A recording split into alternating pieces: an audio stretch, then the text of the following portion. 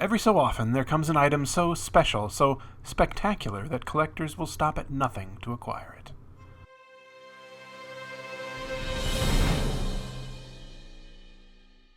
This is not one of those items. Still, it's a Jabba the Hutt costume, so that's got to count for something, right? Let's take a look at it. It's an inflatable costume, which means that it's essentially a big sack that you zip yourself into.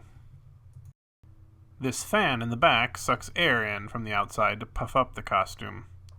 It's not super loud, but you can certainly hear it, especially in a quiet room.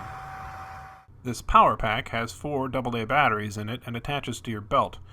It connects to the fan using a cord hidden inside the costume. It works okay, I guess, but the costume does tend to look a bit deflated at times. You need to be especially sure to tighten the drawstrings around your legs and at your wrists, and make sure the costume is zipped up all the way and that the Velcro is tight at your neck.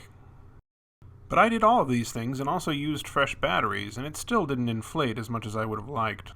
The head is a completely separate piece from the body. Inside it are some ribbons that I assume you're supposed to use to tie around your chin to keep the head secure. But as you can see here, when you do that, it tends to make dents at the top of the head, which doesn't look great.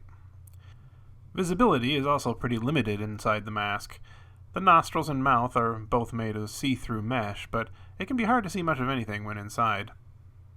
Speaking of things that are limited, it can be pretty challenging to walk while wearing the costume. This was me going as fast as I could without falling down. Your legs are basically bound together, so the best you'll be able to manage is a fast shuffle. Keep this in mind if you want to do much walking in the costume. I should also point out that this costume is based on Jabba's appearance in the Clone Wars movie and cartoon, which is quite different from how he looked in the live-action movies. It's not a bad look, but it is a little odd that the only costume available is based on it. I'm sure I'm not alone in wishing for a costume based on his classic look from Return of the Jedi. So is the Rubies Jabba the Hutt costume worth getting? Maybe. As of this moment, it's going for around $60 on Amazon, which isn't terrible, and despite its flaws, it can be pretty fun to play around with, and it's actually pretty cute. While I hope a more realistic version will eventually be made, this isn't a bad option. What are you going to be this Halloween? Let me know in the comments, and thanks for watching! Hey, you said I could be in the video. Oh crap. I promised my Chinese bootleg Jabba costume that he could be in the video too. Look, let's just get this over with and then he'll be happy. I'm walking. Look at me. I got a tail.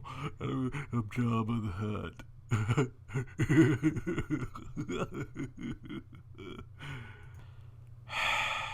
As you can see, this is basically a direct copy of the Rubies costume, but the design is something that the bootleggers came up with on their own.